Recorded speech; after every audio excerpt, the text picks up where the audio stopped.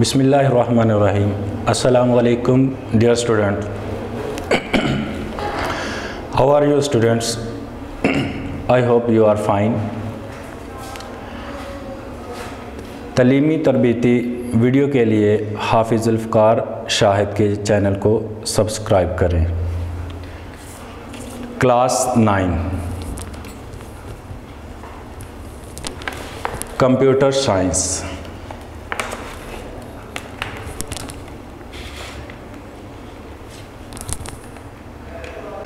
Dear students, we are going to discuss computer science class 9th.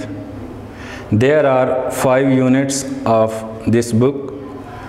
First unit problem solving, and second unit binary number system, third unit networks, and 4 units data and privacy. 5 unit designing websites. Dear students, today we are going to discuss unit number 1, problem solving. In this unit we will learn about problem solving steps and flowcharts, algorithms, test data and verifications and validations, identification and correction of errors. Every article have different sub-articles.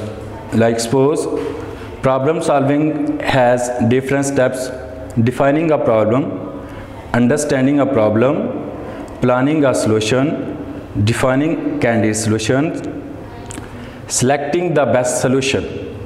In flowcharts, defining a flowchart, explaining the importance of a flowchart for problem solving, determining the requirements for flowchart, using flowchart symbols, drawing flowcharts for sample problems, defining an algorithm, describing role of algorithm in problem solving, formulating an algorithm, writing algorithms for sample problems, understanding efficiency of algorithms, differentiating between algorithms and flowcharts. Test data, understanding the concept of test data, describing importance of testing, understanding types of test case.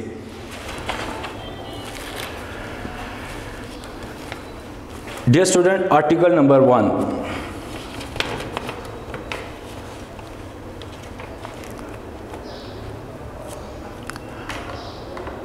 Article number 1.1 problem solving steps.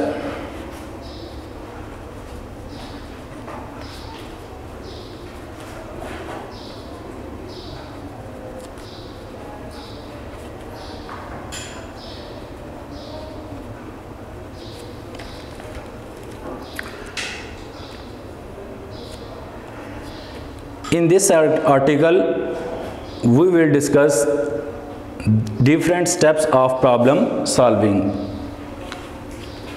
There are different steps in problem solving, and important steps we are discussing here.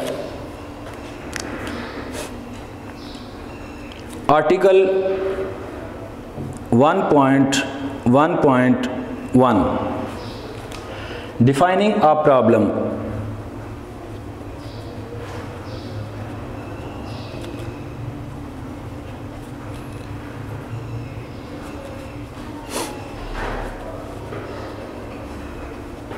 Defining a problem.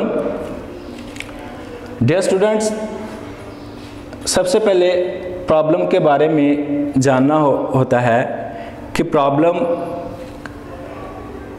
एम्बिग्युअस है या simple है. You can say a well defined problem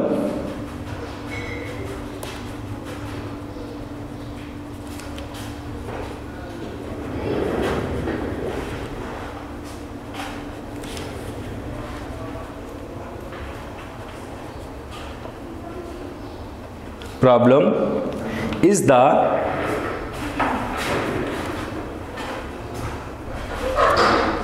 one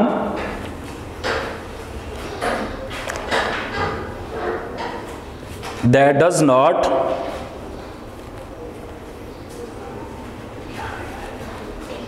contain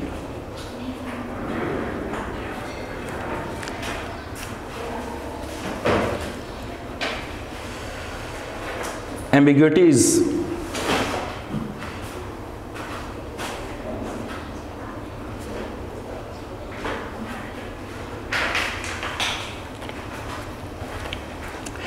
It is easy to understand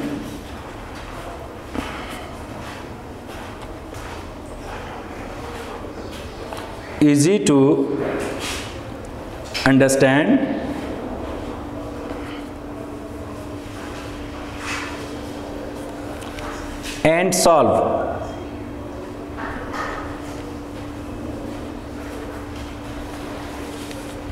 dear students, problem के बारे में सबसे पहले आपको इस चीज़ का नॉलेज होना चाहिए कि प्रॉब्लम वेल डिफाइन है कि नहीं। जब प्रॉब्लम वेल डिफाइन होगी, उसको अंडरस्टैंड करना आसान होगा, तब आप उसका सॉल्यूशन इजीली निकाल सकते हैं। We need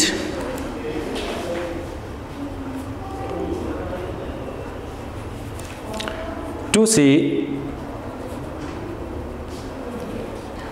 whether a problem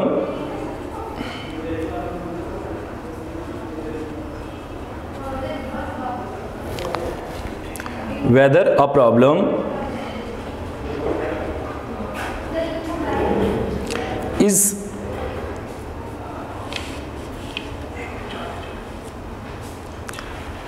defined well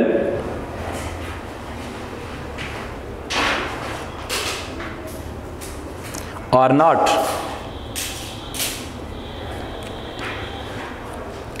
Dear student, if the problem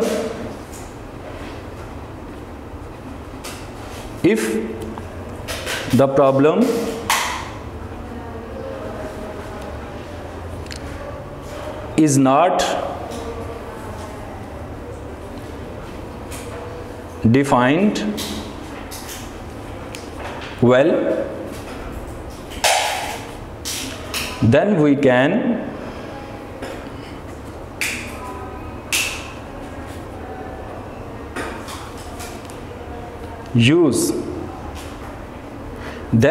use one of the following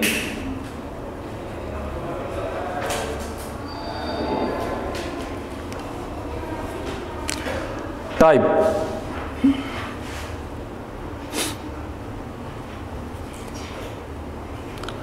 To define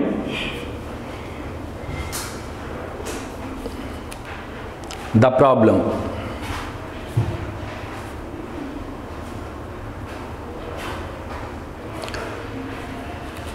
dear student, जब आपके पास प्रॉब्लम वेल डिफाइन नहीं होती तो आप इन टाइप में से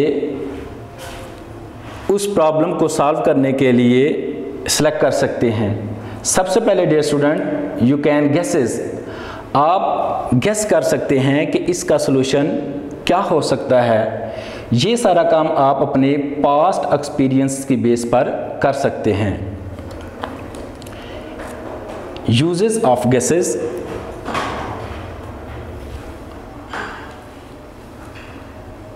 Use guesses.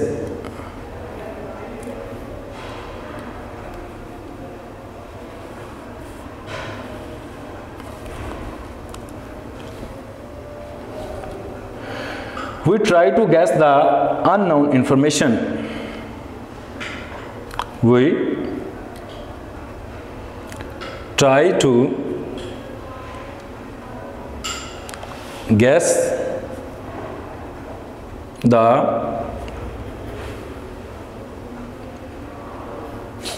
unknown information.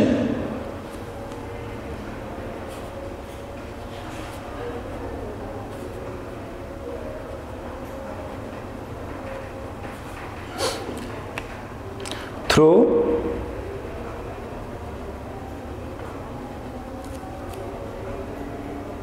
appropriate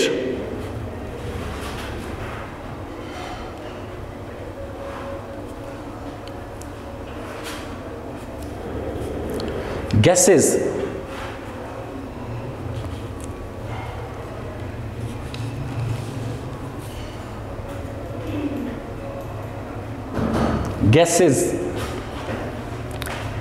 Dear students, these gases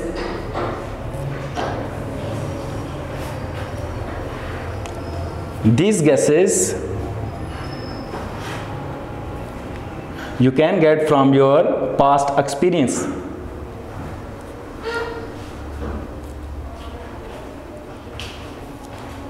Maybe basis upon our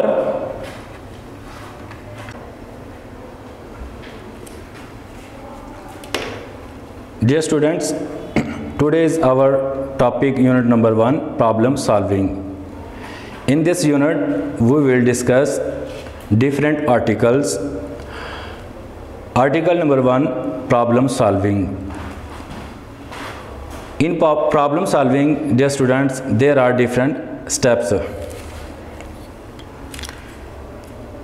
problem solving के different step में आप सीखेंगे डिफाइनिंग अ प्रॉब्लम, सबसे पहले प्रॉब्लम को डिफाइन करना, अंडरस्टैंडिंग अ प्रॉब्लम, उस प्रॉब्लम को अंडरस्टैंड करना, प्लानिंग अ सॉल्यूशन, जब आप किसी प्रॉब्लम को अंडरस्टैंड कर लेंगे फिर उसके अकॉर्डिंग आप सॉल्यूशन को प्लान करेंगे, defining candidate solutions, candidate solution को डिफाइन करना, selecting the best solution. Dear students, you know कि किसी भी प्रॉब्लम के मुख्तलिफ सॉल्यूशन हो सकते हैं, आपने उनमें से जो बेस्ट सॉल्यूशन होगा उसको सिलेक्ट करना है। नेक्स्ट आर्टिकल में हम देखेंगे flow of charts. Dear students, problem solving के अंदर फ्लो चार्ट्स भी बहुत ही अहम टॉपिक है। इस आर्टिकल के अंदर भी हम देखेंगे डिफाइनिंग ऑफ फ्लो चार्ट, कि फ्लो चार्ट को डिफाइन कैसे किया जा सकता है, explaining the importance of a flow chart for problem solving. Flow chart को की अहमियत जो है प्रॉब्लम सॉल्विंग में वो कितनी है, इसके बारे में हम जानेंगे। Determining the requirements for uh flow charts, flow chart को बनाने के लिए उसके जो कंपोनेंट्स हैं उसकी रिक्वायरमेंट्स के बारे में हम देखेंगे। Using flow charts symbols, dear student, जब आप फ्लो चार्ट पे काम कर रहे होते हैं तो आप पिक्चर की मदद से प्रॉब्लम को सॉल्व कर सकते हैं। Drawing flow charts for sample problems, flow chart को ड्राइंग करने के लिए हम सैम्पल प्रॉब्लम्स को डिस्कस करेंगे। In next article dear students we will discuss algorithm. Algorithm is also a very important article in this unit problem solving. First we will know about the algorithm, defining a algorithm, describing role of algorithms in problem solving, formulating an algorithm, writing algorithms for sample problems, understanding efficiency of algorithms, differentiating between algorithms and flow charts. Dear students, in flow charts and algorithms इनके दरमियान कोई ज़्यादा difference नहीं है, just ये कि algorithm के अंदर आप नेचुरल लैंग्वेज को यूज़ करके प्रॉब्लम को अंडरस्टैंड कर रहे होते हैं, जबकि फ्लो चार्ट के अंदर आप पिक्चर्स की मदद से किसी भी प्रॉब्लम को सॉल्व करने के लिए हेल्प ले रहे होते हैं। और फ्लो चार्ट जो होता है ये छोटी किस्म की जो प्रॉब्लम होती है, शॉर्ट प्रॉब्लम होती है, उनको सॉल्व करने के लिए हम फ्लो चार्ट को यूज़ करते हैं, जबकि जब हमारे पास बड़ी प्रॉब्लम्स आ जाती हैं तो फिर हम एल्गोरिथम्स का यूज़ करते हैं। Test data, in next article we will discuss understanding the concept of test data, describing importance of testing, understanding types of the test cases, and in next articles we will discuss verification and validation, understanding the concept of verification and understanding the concept of validation. Dear students, verification और validation के दरमियान कुछ ज़्यादा फ़र्क नहीं है, just इतना ही है कि वेरिफिकेशन जो है ये डिफ़ाइन ये करती है कि जो सॉल्यूशन आप निकाल रहे हैं वो अकॉर्डिंग टू दैट टाइप, वो उस टाइप के अकॉर्डिंग है कि नहीं, और वैलिडेशन ये है कि आपने जो सॉल्यूशन निकाला है, आप जो सॉल्यूशन निकाल रहे हैं वो ट्रू है या फॉल्स है, सही है या गलत है। Identification and correction of errors. Dear students, you know errors in computer, different types of errors, using trace table for testing, using invalid test data for testing. Dear student, ये तो हमारा एक इस चैप्टर का प्रॉब्लम सॉल्विंग का एक छोटा सा खाका था। अब हम ब्रीफली हर आर्टिकल को एक्सप्लेन करते हैं। जी dear students, in article number 1.1 problem solving we are discussing different steps of problem solving. In article 1.1 defining a problem. Dear students, सबसे पहले आपको किसी भी प्रॉब्लम को डिफ़ाइन करना होता है। जब आप किसी प्रॉब्लम को डिफ़ाइन कर लेते हैं तो फिर उसके अकॉर्डिंग आप उसको अंडरस्टैंड करने के बाद उसका सलूशन निकाल सकते हैं। आपको प्रॉब्लम के बारे में ये भी जानना बहुत ज़रूरी होता है। A well-defined problem is the one that does not contain ambiguities. इसका मतलब ये है डियर स्टूडेंट्स कि एक well-defined problem वो होगी जिसमें ज़्यादा कम्प्लेक्सिटी नहीं होगी, जिसको अंडरस्टैंड करना आपके लिए आसान होगा, वो वेल डिफाइन होगी। अगर किसी प्रॉब्लम को अंडरस्टैंड करना आपके लिए मुश्किल होगा तो आप उसका सलूशन आसानी से नहीं निकाल सकते।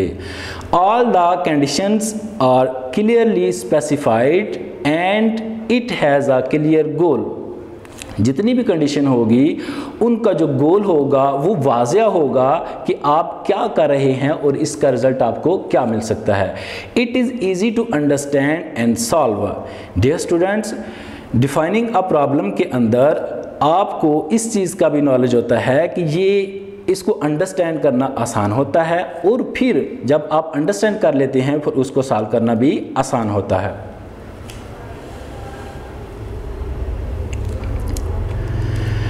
Dear student, we need to see whether the problem is defined well or not.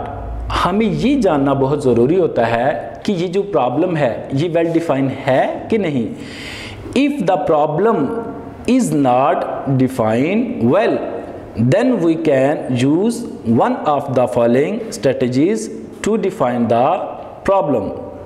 Dear student, जब हम ये जान लेते हैं कि एक प्रॉब्लम वेल डिफाइन नहीं है तो फिर हम मदरजा झैल आर्टिकल में से किसी एक आर्टिकल को यूज़ करके उस प्रॉब्लम को सॉल्व कर सकते हैं। जैसा कि ये आर्टिकल है यूज़ गैसेस। आप किसी प्रॉब्लम का सबसे पहले गैस निकालते हैं, उसका सलूशन निकालने के लिए आप गैस करते हैं। और ये आप कैसे करते हैं, ये आप अपने पास्ट एक्सपीरियंस की बेस पे करते हैं। जैसा कि ये देखें, we try to guesses the unknown information through appropriate guesses. हम मुनासिब किस्म के जो गैसेस हैं वो निकालते हैं। These guesses may be based upon our past experience. ये हमारे पास एक्सपीरियंस की बेस पर होते हैं। Draw a picture. जी नेक्स्ट जो आर्टिकल होगा उसके अंदर हम क्या करते हैं, पिक्चर की मदद से किसी प्रॉब्लम को अंडरस्टैंड करना वो सीखते हैं। If the problem is not well defined we can draw a picture and fill the undefined information. जो अनडिफाइंड इंफॉर्मेशन होती है उसको हम फिल कर लेते हैं with the help of figures, with the help of pictures. जैसा कि इस पिक्चर के अंदर, इस फिगर के अंदर दिखाया गया है, in figure 1.1 shows pictorial representation of a problem. Dear students, इस एग्जाम्पल के अंदर देखें कि पिक्चर की मदद से आपको एक प्रॉब्लम को सॉल्व करने के बारे में बताया गया है पिक्चर की मदद से। ये देखिए, just 1 horse, 2 horse and horse is equal to 30। आप क्या अंडरस्टैंड करेंगे कि हॉर्स किस डिजिट के इक्वल है और ये हॉर्स किस डिजिट के इक्वल है। सपोज करें कि देयर आर, जी dear student, there are 3 horse and these are equal to 30। तो इससे आप गैस ये करेंगे, इस 3 से इस 30 को डिवाइड किया, 1 हॉर्स की वैल्यू आपके पास आ जाएगी 10। 10 + 10 + 10 is equal to 30। And next you know, horse plus m is equal to 18। यहाँ से इस पिक्चर से, इस क्वेश्चन से आपने ये जाना कि हॉर्स की जो वैल्यू है वो है 10। जी डियर स्टूडेंट्स, इसका आंसर आपको दिया हुआ है 18। डियर स्टूडेंट्स, 18 में से अगर आप 10 को माइनस करें तो आपके पास बचेंगे 8। अब m + m किसके इक्वल होगा? ये है आपके पास 2। डियर स्टूडेंट्स, आप 8 को 2 से डिवाइड करेंगे तो आपके पास 1 m की वैल्यू आ जाएगी 4। 1 m की वैल्यू आ जाएगी 4। नेक्स्ट देखें dear students, m - 2 foot, 2 foot दिए हैं। फ्रॉम दिस डियर स्टूडेंट, आप देखें कि आपने यहाँ से m की वैल्यू गेट की है 4। अब 4 में से आपने 2 फुट को माइनस किया है, सब्ट्रैक्ट किया है, और आपको आंसर जो मिला हुआ है वो है 2। जी डियर स्टूडेंट, आप इस 4 में से इस 2 फुट को ये अंडरस्टैंड करें कि 1 फुट ये, 1 फुट ये, यानी कि ये 2 फुट हैं, और इसका आंसर आपके पास आ रहा है 2। 4 में से क्या माइनस करेंगे तो आपका आंसर आएगा 2। तो मीन के ये 2 फुट आप माइनस करेंगे, आपके पास आंसर आ गया 2। एंड नेक्स्ट फिगर में देखें dear students, 1 foot plus 1 horse and multiply by n is equal to question mark. जी डियर स्टूडेंट, इसका आंसर क्या आएगा?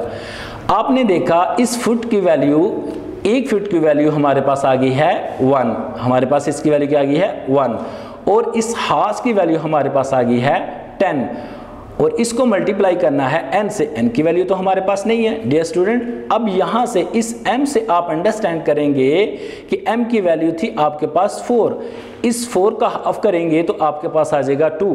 मीन के इस n की वैल्यू आपके पास आ गई है 2। 10 को मल्टीप्लाई किया जाए 2 से तो आपके पास आंसर आएगा 20। 20 में डियर स्टूडेंट्स आप प्लस करेंगे 1 तो आपके पास जो रिक्वायर्ड आंसर आ जाएगा वो आ जाएगा 21। डियर स्टूडेंट्स, आपको इस चीज़ का नॉलेज होना चाहिए कि जो पिक्चर्स हैं ये वर्ड की निस्बत ज़्यादा लाउडली अंडरस्टैंडिंग दे रही होती हैं।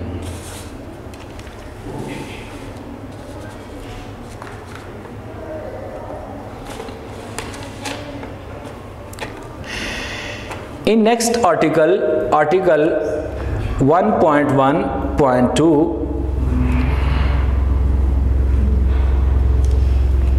Understanding a problem. Dear students, किसी भी प्रॉब्लम को अंडरस्टैंड करना बहुत इम्पोर्टेंट होता है। It is important to understand the problem before jumping into the solution of the problem. किसी भी प्रॉब्लम का सॉल्यूशन निकालने के लिए सबसे पहले उसको अंडरस्टैंड करना बहुत ज़रूरी होता है। A clear understanding of a problem makes it easier to solve and helps to save money, time and resources. जब आप किसी प्रॉब्लम को अंडरस्टैंड कर लेते हैं तो आपकी मनी सेव होती है, आपका टाइम सेव होता है, आपके रिसोर्सेज सेव होते हैं। जी, अंडरस्टैंडिंग अ प्रॉब्लम के लिए आप 5W को जब अंडरस्टैंड कर लेते हैं तो किसी भी प्रॉब्लम को सॉल्व करना आपके लिए बहुत आसान हो जाता है। 5W, what means 5W? what, who, when, where and why। Understanding a problem को समझने के लिए हम एक एग्जाम्पल देखते हैं। For example, consider the following problem statements. Suppose your class teacher assigns you a task to prepare a list of students in your school whose names start with letter A. The list is required in order to prepare an alphabetical directory of all school students, and there is only 1 week to complete the task. Dear students, इस example को understand करने के लिए आपको इस 5W की understanding होना चाहिए। जब आप 5W को अंडरस्टैंड कर लेंगे तो इस एग्जाम्पल को सॉल्व करना आपके लिए आसान होगा। फर्स्ट W को देखें कि व्हाट, आपने करना क्या है। तो आपने एक लिस्ट बनानी है स्टूडेंट्स की, और उन स्टूडेंट्स की लिस्ट बनानी है जिनका नाम लेटर ए से स्टार्ट हो रहा है। आपने क्या करना है, आपने लिस्ट बनानी है उन स्टूडेंट्स की जिनका नाम ए के लेटर से स्टार्ट हो रहा है। किसके लिए करना है, स्टूडेंट्स के लिए। आपने स्टूडेंट्स पे काम करना है। वाई, आपने क्यों ये काम करना है, ये टास्क, इस प्रॉब्लम को आपने क्यों सॉल्व करना है। To prepare the directory of students, students की डायरेक्टरी को प्रिपेयर करने के लिए आपने ये काम करना है। कब तक आपने ये काम करना है, व्हेन, कब तक आप काम करेंगे, विद इन अ वीक। आपके पास जो टाइम पीरियड है वो 1 वीक है। आपने जितना भी काम करना है जस्ट 1 वीक के दौरान करना है। वेयर, आपने ये काम कहाँ करना है, आपने ये काम स्कूल में करना है। तो आपने देखा स्टूडेंट कि 5W ने आपकी किस तरह हेल्प की। जब आप किसी प्रॉब्लम को सॉल्व करने के लिए, उसको अंडरस्टैंड करने के लिए 5W को अंडरस्टैंड कर लेते हैं तो आपकी प्रॉब्लम इजी हो जाती है।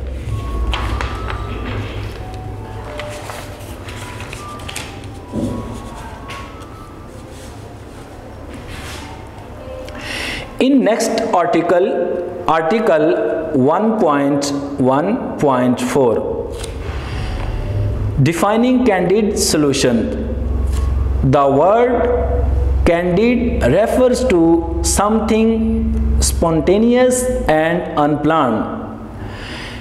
कैंडिड सॉल्यूशन के अंदर आपके पास जो सॉल्यूशन आते हैं वो अनप्लान्ड होते हैं। आप बाकायदगी से उनको प्लान नहीं करते।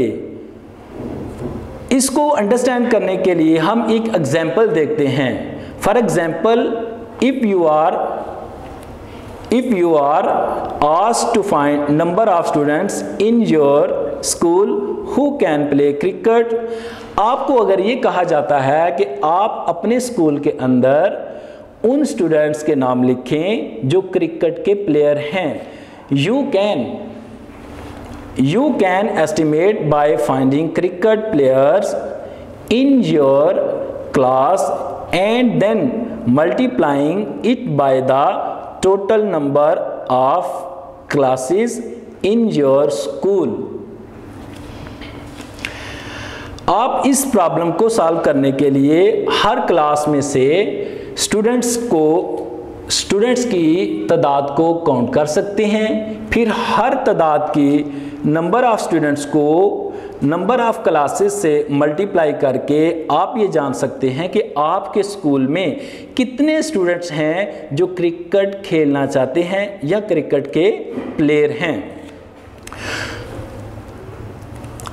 To find exact number of cricket players, cricket के प्लेयर की एग्जैक्ट तादाद मालूम करने के लिए you have to option some other way like visiting each class or getting data from teachers. इस प्रॉब्लम को सॉल्व करने के लिए आप मुख्तलिफ तरीके से डाटा कलेक्ट कर सकते हैं। आप हर क्लास के अंदर जाकर स्टूडेंट से पूछ सकते हैं कि कौन कौन क्रिकेट खेलना चाहता है। इसके बरक्स आप उस क्लास के इंचार्ज से, क्लास टीचर से ये पूछ सकते हैं कि आपकी क्लास के अंदर कितने स्टूडेंट्स हैं जो क्रिकेट के प्लेयर हैं। One can think of a candid solution any time. Candid solution को आप किसी भी वक्त निकाल सकते हैं।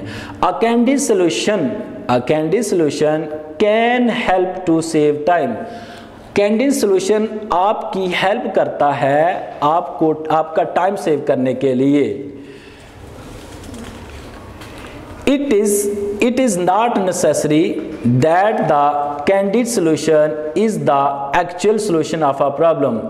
ये कोई ज़रूरी नहीं होता कि आपने जो कैंडिड सोल्यूशन निकाला है वो उस प्रॉब्लम का एग्जैक्ट सोल्यूशन हो। ये आपको nearest to the exact solution ले जाता है।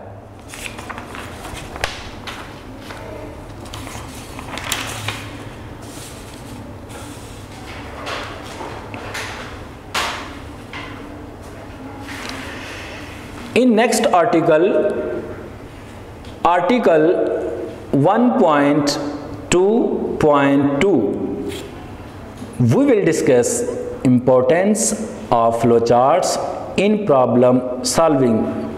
Problem solving के अंदर importance of flowcharts in problem solving.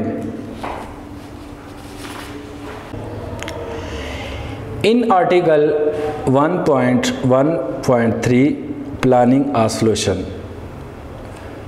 After analyzing a problem, we formulate a plan that may lead us towards the solution of a problem. जब हम किसी problem के बारे में अंडरस्टैंड कर लेते हैं, उसकी एनालाइजिंग कर लेते हैं, तो फिर हम उसका सॉल्यूशन प्लान कर सकते हैं। विदाउट अंडरस्टैंडिंग या विदाउट एनालाइजिंग हम प्रॉब्लम का सॉल्यूशन नहीं निकाल सकते। प्लानिंग का सॉल्यूशन के लिए कुछ स्ट्रेटजीज हैं जो कि दर्ज झैल है। Divide and conquer. In divide and conquer, this strategy divides a complex problem into smaller problems. Divide and conquer क्या करता है, आपकी जो बड़ी प्रॉब्लम्स होती हैं उसको स्मॉल प्रॉब्लम में कन्वर्ट कर देता है। जब आपके पास प्रॉब्लम बहुत बड़ी हो तो आप उसको सॉल्व आसानी से नहीं कर सकते, इसीलिए डिवाइड एंड कॉन्कर की हेल्प की मदद से आप उस प्रॉब्लम को इजीली सॉल्व कर सकते हैं। नेक्स्ट हम इस्तेमाल कर सकते हैं guess, check and improve. The designer guesses, जो डिज़ाइनर होता है वो गेस करता है आ सॉल्यूशन टू प्रॉब्लम, उस प्रॉब्लम का सॉल्यूशन जो है वो गेस करता है, and then checks the correctness of the solution, फिर उस सॉल्यूशन की करेक्टनेस को देखता है। If the solution is not according to expectations, अगर तो solution आपकी expectation के according नहीं है, then he or she refines the solution. The refinement is an iterative process. इस तरीके से आप प्रॉब्लम सॉल्विंग का solution निकाल सकते हैं। 3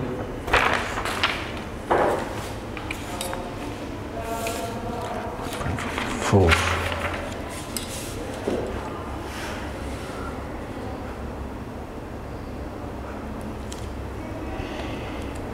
In article 1.1.4, defining candid solution, the word candid refers to something spontaneous and unplanned.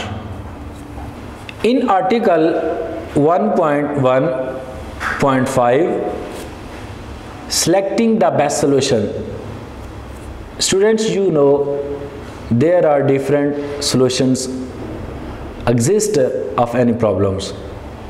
Her problem के मुख्तलिफ सॉल्यूशन हो सकते हैं, मगर आपने उन सॉल्यूशन में से जो बेस्ट सॉल्यूशन होता है उसको चूज़ करना होता है. Sometimes we find more than one solutions a problem and select the best one amongst them. बाद औक़ात हमारे पास किसी प्रॉब्लम के एक से ज़्यादा सॉल्यूशन आते हैं. अब हम उन सॉल्यूशन में से जो बेस्ट सॉल्यूशन होता है उसको चूज़ कर लेते हैं और उसको यूज़ करते हैं. बेस्ट सॉल्यूशन की अंडरस्टैंडिंग के लिए हम एक एग्जांपल को देखते हैं. For example, assume that names of all the students in your school are available on a website and you are asked to search a particular name. You can solve this search problem by either of the following methods. इस problem को solve करने के लिए आप मदरजा Zail method से solve कर सकते हैं और आप ये चेक करेंगे कि इनमें जो बेस्ट सॉल्यूशन होगा उसको आप सेलेक्ट कर लेंगे. फर्स्ट सॉल्यूशन क्या है student? Look at each name on the website one by one until the name is found or the list is over. आप वेबसाइट ओपन करें, वेबसाइट के उस पेज पे जहां स्टूडेंट के नेम मौजूद हैं आप एक एक स्टूडेंट के नेम को चेक करते जाएं. तब तक आप देखेंगे जब तक लिस्ट ख़त्म ना हो जाए और तब तक आप देखेंगे कि जब आपका रिक्वायर्ड नेम आपको मिल जाए. एक मेथड, एक सॉल्यूशन ये है इस प्रॉब्लम का. दूसरा सॉल्यूशन देखें, take print outs and search the required name. आप उस पेज का, उस वेबसाइट के पेज का जिसके ऊपर नेम मौजूद हैं प्रिंट आउट ले लें और फिर मैन्युअली उसको एक एक करके चेक करें और अपना रिक्वायर्ड नेम जो है वो सिलेक्ट कर लें. थर्ड सॉल्यूशन आपके पास ये हो सकता है, कॉपी नेम्स. उस नेम की लिस्ट को आप कॉपी कर लें, put them in excel sheet और उसको एक्सेल की शीट के अंदर पेस्ट कर दें. Sort there in alphabetical order. Searching in sorted list is comparatively easy. आप उन नेम की लिस्ट को एक्सेल की शीट के अंदर पेस्ट करने के बाद उनको सॉर्ट आउट कर लें. सॉर्ट आउट करने के बाद आप कैरेक्टर वाइज उस नेम को इजीली सर्च कर सकते हैं और वो आप हासिल कर सकते हैं. नेक्स्ट जो लास्ट इसका सॉल्यूशन हो सकता है जो आपकी इस बुक में दिया गया है, एक प्रॉब्लम को सॉल्व करने के लिए बहुत ज़्यादा सॉल्यूशन हो सकते हैं. हो सकता है इस प्रॉब्लम को सॉल्व करने के और भी सॉल्यूशन हो, मगर चूंकि आपकी इस बुक के अंदर ये 4 सॉल्यूशन डिफाइन किए हैं इसलिए हम इन पर ही बात करेंगे. Just press Ctrl+F. आप उस वेबसाइट के पेज पर when the list is available in a web browser, जब लिस्ट वेब ब्राउज़र के अंदर मौजूद हो आप Ctrl+F को प्रेस करें. You can type the name to search automatically. आपके पास सर्च बॉक्स ओपन हो जाएगा. आपको जो नाम चाहिए उसको सर्च के अंदर टाइप करें, ऑटोमेटिकली आपको रिजल्ट मिल जाएगा. आपने देखा एक प्रॉब्लम को सॉल्व करने के मुख्तलिफ तरीके हैं, मेथड हैं. There can be other solutions as well. Now we can identify a solution that has less number of steps or that seems more effective based on some criteria. जैसा कि हम इन सॉल्यूशन में देखा हर solution के step मुख्तलिफ हैं। सबसे effective और बेस्ट सॉल्यूशन वो सॉल्यूशन होता है जिसके अंदर लेस नंबर ऑफ स्टेप्स होते हैं। स्टेप्स जो होते हैं वो कम तादाद में होते हैं और वो मोर इफेक्टिव होता है। जिस सॉल्यूशन के अंदर नंबर ऑफ स्टेप्स कम होंगे और वो इफेक्टिव होगा, आप उसको सिलेक्ट करेंगे। प्रॉब्लम सॉल्विंग के लिए नेक्स्ट जो हमारा आर्टिकल है बहुत ही इम्पोर्टेंट है और बहुत ही फेमस है। एग्ज़ाम में इसका बहुत ज़्यादा पार्ट है, बहुत ज़्यादा क्वेश्चन फ्लो चार्ट के बारे में आते हैं। वो है हमारा article 1.2 flow charts. Flow chart are helpful to know about the steps used to solve a problem. In the following we discuss the concept of flow charts in detail. Flow chart आपको picture की मदद से problem को solve करने के लिए help करता है और स्टेप वाइज आपकी हेल्प करता है। Definitions of flow chart, article 1.2.1 definition of flow chart. A flow chart is a graphical presentation of the steps to solve a problem. किसी भी प्रॉब्लम को सॉल्व करने के लिए ग्राफिकली जो प्रेजेंटेशन होती है आप उसको फ्लो चार्ट कह सकते हैं, जो कि वर्क करती है step wise, step by step. We use symbols for each step. हर स्टेप के लिए हम मुख्तलिफ सिंबल्स को इस्तेमाल कर सकते हैं।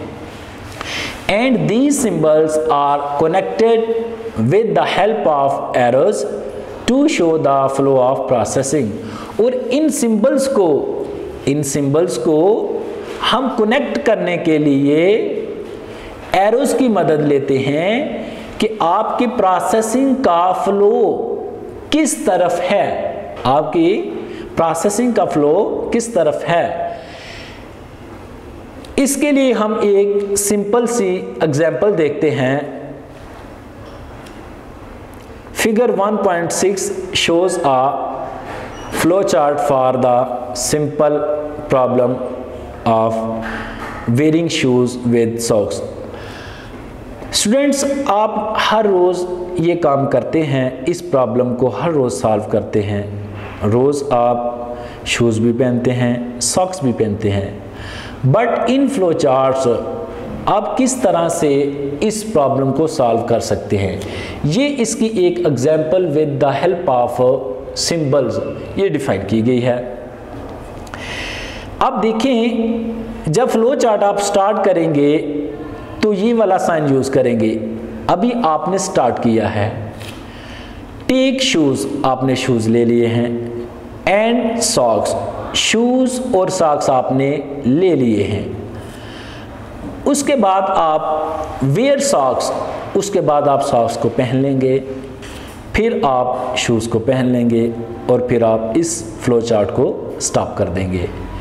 ये वो काम है जो आप हर रोज़ करते हैं, मगर फ्लो चार्ट ने आपको स्टेप वाइज हेल्प किया और with the help of symbol. इस सिंबल का क्या मतलब है, इस सिंबल का क्या मतलब है, इस सिंबल का क्या मतलब है, हम नेक्स्ट देखेंगे।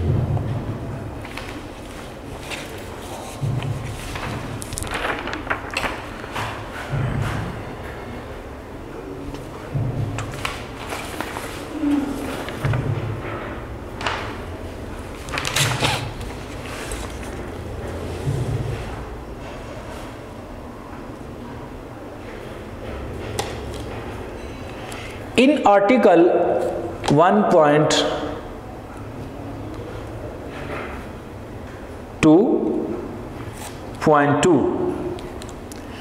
Importance of flowcharts in problem solving।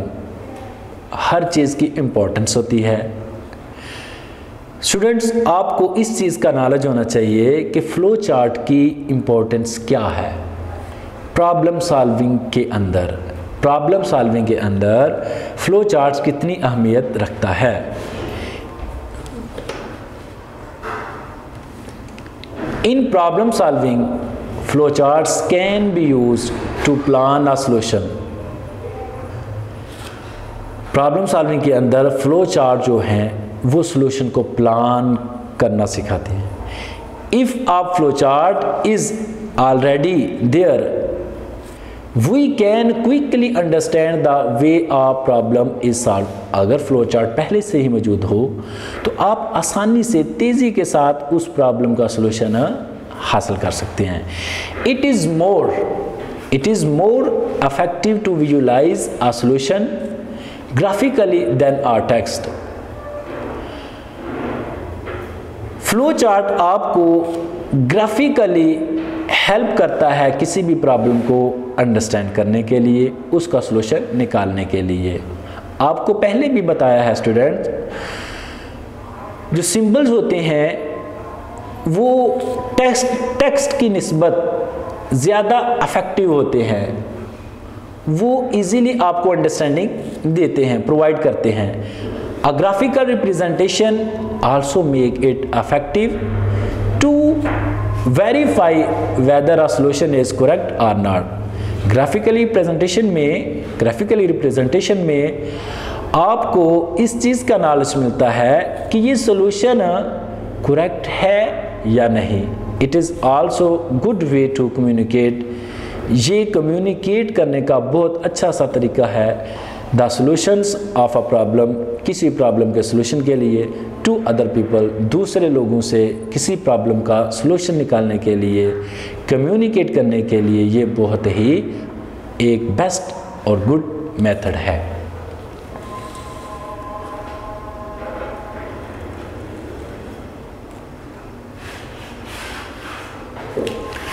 In article 1.2.3 determining requirements for a flow charts। Flow charts के लिए आपको किन किन चीज़ों की रिक्वायरमेंट होती है, कौन सी चीज़ें आपको चाहिए होती हैं। In a flow chart we use input and output and decision making and processing. जो मेन कंपोनेंट है फ्लो चार्ट के वो इनपुट है, आउटपुट है, डिसीजन मेकिंग है और प्रोसेसिंग है। These concepts are described in the following. Input means taking data from a user। Input का मतलब ये है कि आप यूज़र से डाटा गेट करते हैं, आप यूज़र से डाटा लेते हैं। प्रोसेसिंग इट, उस डाटे को प्रोसेस करने के लिए, and give some output as shown in the figure 1.7। और प्रोसेसिंग के बाद फिर आप जो उसका आउटपुट है वो देते हैं।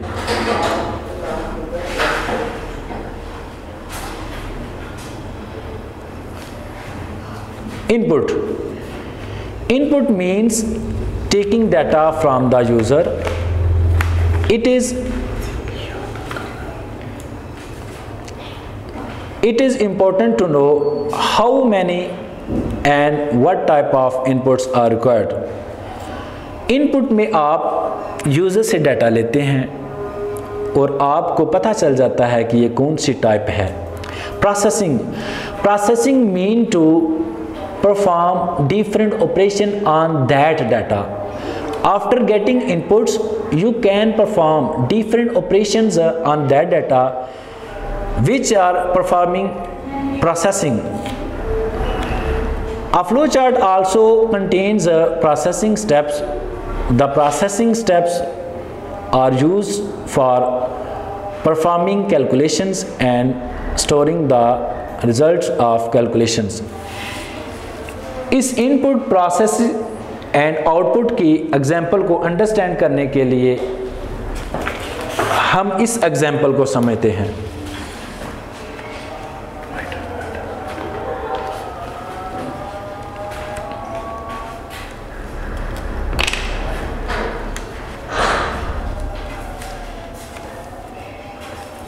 सबसे पहले आप डाटे को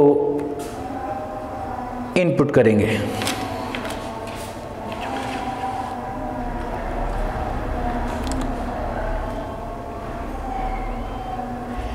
डाटे को इनपुट करने के बाद आप उसको प्रोसेस करेंगे।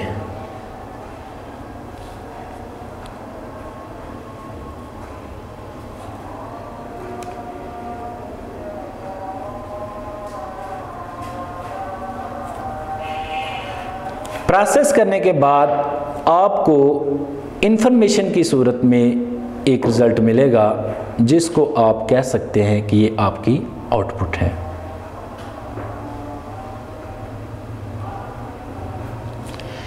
इसको मज़ीद अंडरस्टैंड करने के लिए सपोज करें you have two values a is equal to 4,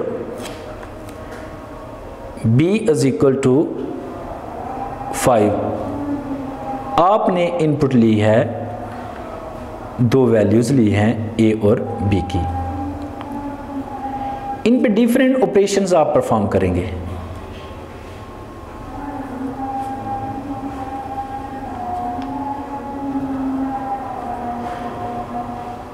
a plus b, a multiply by b, यहाँ आपके ऑपरेशंस परफॉर्म करेंगे इस इनपुट किए हुए डाटा पर। आफ्टर प्रोसेसिंग आपको इंफॉर्मेशन की सूरत में इसका आउटपुट मिलेगा जो रिक्वायर्ड इसकी आउटपुट होगी।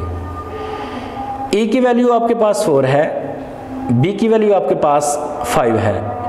4 में 5 ऐड किए जाएंगे तो आपके पास आंसर आ जाएगा 9।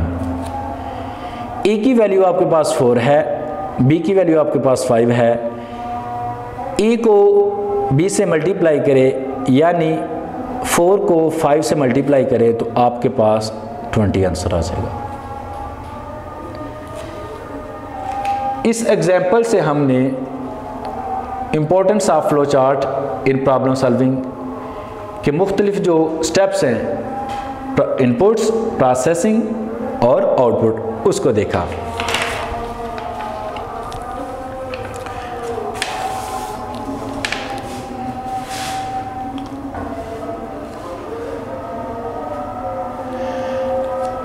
इन next article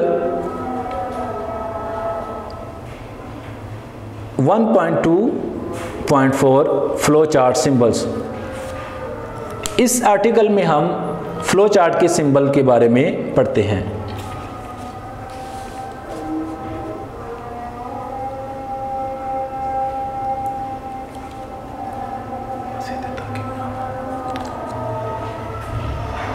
These are the symbols that used in flow chart and these are the name of these symbols and description of these symbols. इस सिंबल का नाम है फ्लो लाइन। इस सिंबल को टर्मिनल कहते हैं, इस सिंबल को प्रोसेस कहते हैं और इस सिंबल को डिसीजन कहते हैं और इस सिंबल का नाम है इनपुट एंड आउटपुट और इसका नाम है कनेक्टर। ये सिंबल थे और इनके नेम थे। अब इनकी डिस्क्रिप्शन देखते हैं कि ये सिंबल फ्लो चार्ट में किस लिए इस्तेमाल होते हैं।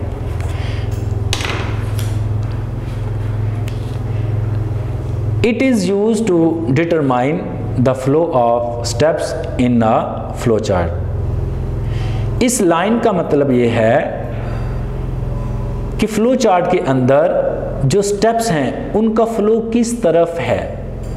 इस लाइन का, इस सिंबल को इसलिए यूज़ करते हैं कि हम स्टेप्स के फ्लो को जानने के लिए इसका यूज़ करते हैं। Terminal, it indicate starts and end of a flow chart. किसी भी फ्लो चार्ट को स्टार्ट करने के लिए या उसको का एंड करने के लिए, शुरू करने के लिए या उसको ख़त्म करने के लिए हम इस टर्मिनल सिंबल को यूज़ करते हैं। Processes, it represents operations to change values. Processes के अंदर आप देखते हैं डिफरेंट ऑपरेशंस परफॉर्म किए जाते हैं जो कि वैल्यूज़ को चेंज कर देते हैं। In decision